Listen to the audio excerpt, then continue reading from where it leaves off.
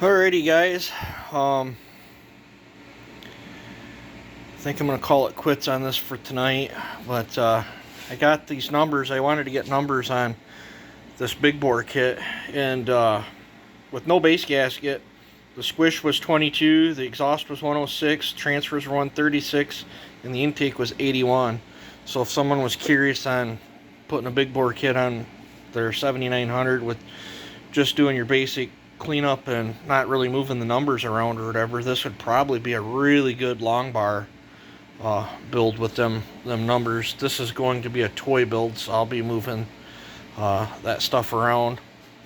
I'm not worried about cleaning nothing up because at this stage I'm going to be introducing so much dirt and everything to this because the amount of fabrication that's got to go into this. I got a socket wedged in here. I actually ground on each side of that socket to get it to fit the way I want it to, but I milled off the horn for the intake boot on an angle, and then I milled off the reed block on an angle as well. I'm using that socket to help line this up, and then I gotta center this, and then I got two pack wet rags and wrap a wet rag around this thing, and then I'm going to try to weld it here. I think I'm going to try to attach it here on each side. I don't really have the room on this side to attach it. And I'm also so close to the cylinder wall, I don't want to warp it. But that's going to be a tomorrow project when I get out of work. But I did make some headway. This block's just long enough, and I couldn't cut enough off from this to get it short enough where I can run that rubber intake boot. It's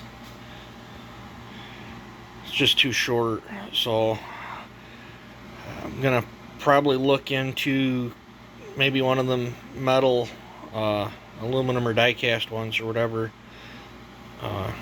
assemblies there and see if I can. I'm hoping it's aluminum, but it's probably die cast, but you know, where I can attach it on there somehow. I don't know, I'll have to figure out some sort of throttle cable mount, but it's going to get a plastic isolator block, and I'll have to set it up like I did that 4910. There's just not enough room. I'll have to build a block like I did here to separate it. I don't know, I might try this carburetor. I might try the OEM one. I don't know. I'll have to look and see how big the venturis are on that. Or maybe I'll try putting a 660 carb on it. Or maybe I'll try this big bad boy on it. I don't know. It just depends on what I come up with for throttle cable. I'd like this to run on just gas, so I don't want to set it up with nothing too exotic. But thought I'd give you an update on it. I got a ton of washing to do, but there's no sense till I get done with the fabricating. So I'll have to move all this flammable stuff around tomorrow, and then dig out the old TIG 200 and take a shot at getting that reed block attached to it, and then JB weld it up, and then on to the next part of the build.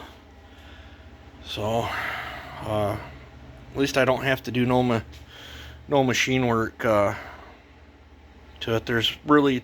It's so close. I can't cut the chamber and cut the base, or it'll free port. I just don't have enough. But I'll probably end up welding in some of the combustion chamber to boost the compression up on it as well. And then I'm not sure which way I'm gonna go. I don't know if I'm gonna raise the roof or if I'm gonna take it off the piston yet. Probably take it off the piston, because at bottom dead center, there's a lot of the piston's still protruding into the port, so I'll probably go that route on it.